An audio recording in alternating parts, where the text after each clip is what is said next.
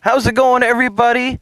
How you doing out there in virtual reality on the internet? I'm Kele the Kestrel coming at you from Braddock Bay Raptor Research, and since it's August, we figured we'd talk a little bit about my friends, the red-tailed hawk, because it's about time for their natal dispersal, which means the young red-tailed hawks are fledging from their nests, and they're going to want to check out their territory, perhaps fly a little north, fly a little south, who knows, anything goes during this time of the year. So I figured, let's start from the beginning. I'm going to show you everything you ever wanted to know about red-tailed hawks. So let's start with courtship. What's courtship, you might ask? Well, basically, all that means in the animal kingdom is how the male of a certain species impresses the female of that particular species and proves to her that he can be an awesome father for that future family. So, to demonstrate this, I'm going to have my human volunteer, Dana Ford, come on out. Everybody give her a round of applause. Now, as you can see, she is wearing some eagle talons on her hands because she certainly can't wear these on her feet like I do. Now, the way red-tailed hawks do courtship is first they fly very, very, very, very high up in the air. So we're going to fly, and if you're watching this at home right now, feel free to get up and flap your wings a little bit. And once we get a pretty good distance up in the air, what do you think, like a mile or so? That is pretty good distance. We're going to start the courtship process, and it's pretty spectacular. First, I'm going to flutter right over and give her a nudge. Nudge. And once that maneuver is done, we're going to lock our beaks together. Now, obviously, she doesn't have a beak, so we'll just improvise. And we'll spin slowly. And you'll get the idea. Now, this is happening at about 100 miles an hour, so we had to slow it down for you a little bit. Once we've done that maneuver and gotten sufficiently dizzy, we'll move on to talon locking. It's pretty much the same idea, but with talons. And we'll spin around. And we'll do this a few times, hurtling to the earth at 100 miles an hour until we're good and dizzy, or we hit the ground, whatever happens first. Now, when that's over, I offer her lunch. I think I see some food over there. Excuse me.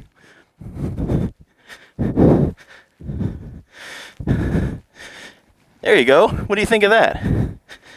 Looks good? Perfect. Now, even though red-tailed hawks mate for life, we will do this every single year. And, of course, if our mate dies or doesn't come back from migration or overwintering, we'll have to start this process with a new partner. So, now that that's all done, we're going to move on to nest building or nest refurbishing. We like to use the same nest year after year, right? Yes, we do. So, typically, we red-tailed hawks like to have a nest that's overlooking hunting grounds, wide open spaces with plenty of things scurrying around in it. So, we'll usually have it up in the crown of a tree so we can get a good view of everything. Now, the average nest size, let's see, it's got to be big enough to fit a full-grown red-tailed hawk, plus all the eggs. And then, of course, those eggs are going to hatch. So, anybody at home have any guesses how big a first-year nest might be for a red-tailed hawk? I'm curious to see your guesses before I tell you. Well, time's up. So, the average size of a first-year nest is about 2 feet by 2 feet, sometimes 3 feet. And if a family of red-tailed hawks comes back year after year after year after year, that nest can be up to 6 feet long. 3 to 4 feet wide and weigh quite a bit. So we're going to line the center of that nest with a lot of soft vegetation, some feathery down to keep it nice and soft for our eggs. And then we lay the eggs. Now, the average female will lay about anywhere from 2 to 7 eggs, sometimes more if the food's good, sometimes less if it's been a bad year for hunting. And she will sit on that nest for, 28 to 34 days. Once the eggs hatch, primarily speaking, the female is going to sit on the nest most of the time. Now, the male, meanwhile, is hunting, getting as much food as he can to feed his mate and to help feed the young when they're hatched. Now, you may be asking, can a baby hawk eat a whole dead mouse? No. So Mom and I have to tear it up into little itty-bitty pieces and feed it to him. Choking is a hazard for little birds, so we have to make sure that there aren't any large bones in the way. Now, in about 4 weeks, maybe a little longer depending, these birds will grow up and they'll start to learn how to spread their wings a little bit, hop from branch to branch, and start to explore the area around the nest. And Mom and I are going to teach them how to fly. Now, flight, for many birds, is instinctual. That means they don't really have to think about it. It just sort of happens, and they kind of know how to do it on their own.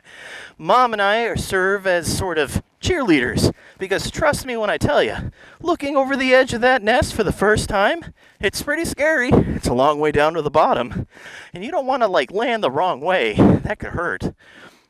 So Mom and I will hop from tree to tree, perch to perch, until the young have learned how to fly. Now, let's get to something a little more fun. What does a red-tailed hawk eat? That's always a good question.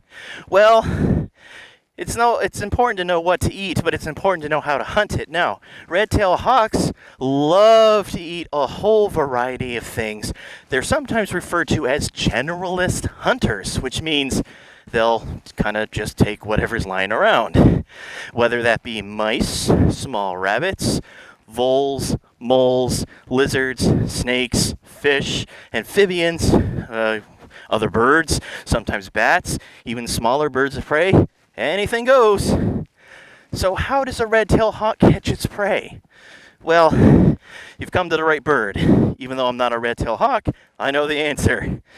So the first thing a red-tailed hawk is going to do is it's going to find a perch. Perching is extremely important for red-tailed hawks. If there aren't any good perches around, chances are they're not going to hunt in that area. Now remember, I said earlier that a red-tailed hawk needs wide open spaces for hunting grounds. They're not very good out in the woods. That's red-shouldered hawk territory and sharp-shinned hawk territory. We need fields, so this backyard works perfect for that example. So, the first thing I'm going to do, there's a few techniques that a red-tailed hawk will employ. The first is called the lamppost technique. It's also the laziest technique. And I say lazy because they don't have to put a whole lot of effort into it. Hunting takes a lot of energy. Sitting on a lamppost overlooking the side of a road, well, it's not too hard to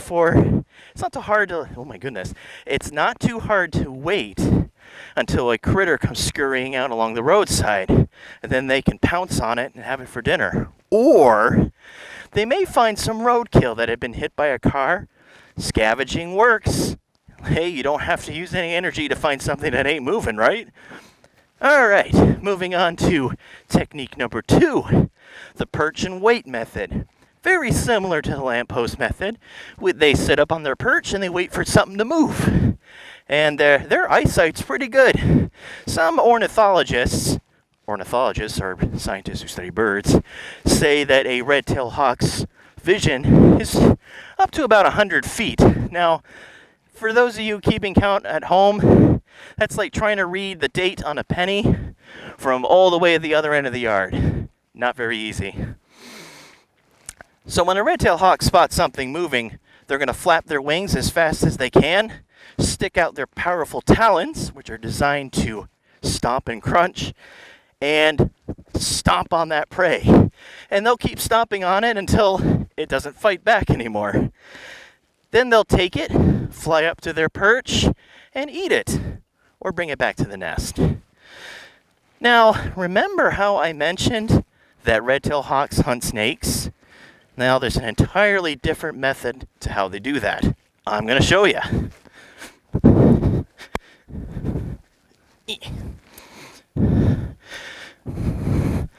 So this is my snake volunteer. He's done this a lot of times. He's a professional. Now, snakes don't have arms and legs. It's not really easy for them to defend themselves. In fact, they really only have 2 ways to defend themselves. Well, 3 if you count trying to get away.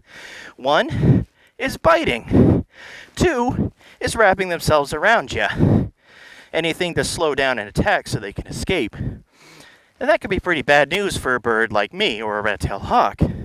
So what the red-tail is going to do is they're going to land next to it instead of right on top of it like they would for other prey. And they're going to distract it. Stick out their wings nice and wide, and they're going to try to get that snake to lunge at the feathers. Because if the snake bites the feathers, well, they're only feathers. It's not going to hurt them much.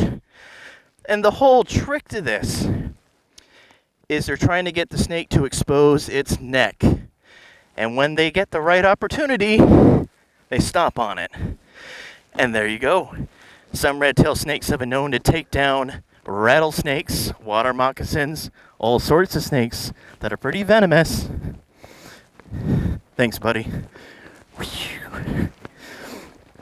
So now that I've taught you how a red-tailed hawk hunts, perhaps now we should focus on migration.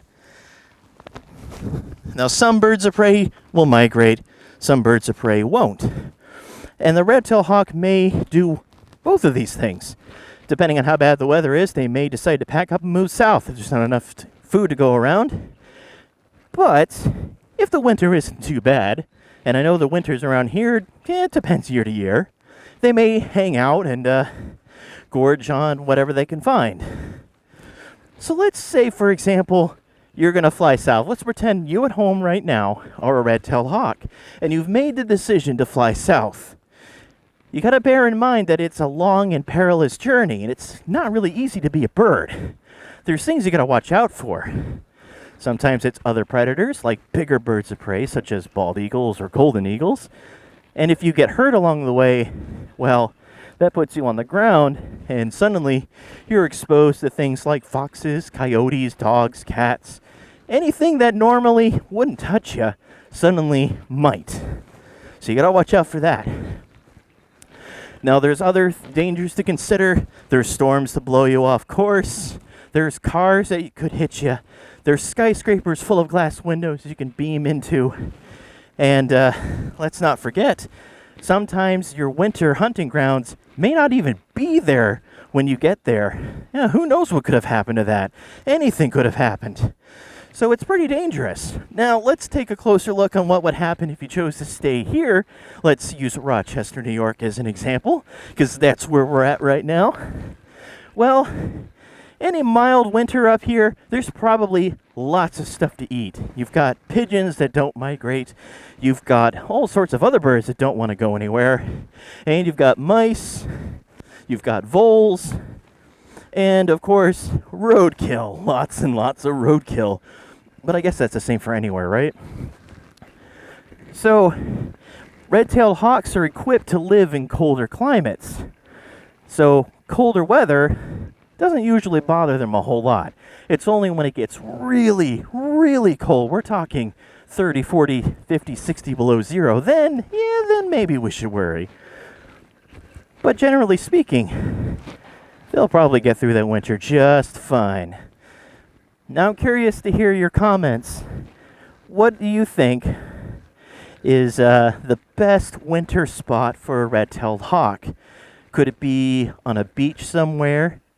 Could it be perhaps in the prairies of maybe Oklahoma? Or maybe on a cruise ship somewhere out in the ocean? I mean, I wouldn't mind a vacation, right? So go ahead, give me a little chirp in the comments. All right, we're going to queue up the next segment for you, and I hope to see you guys soon. Kele out.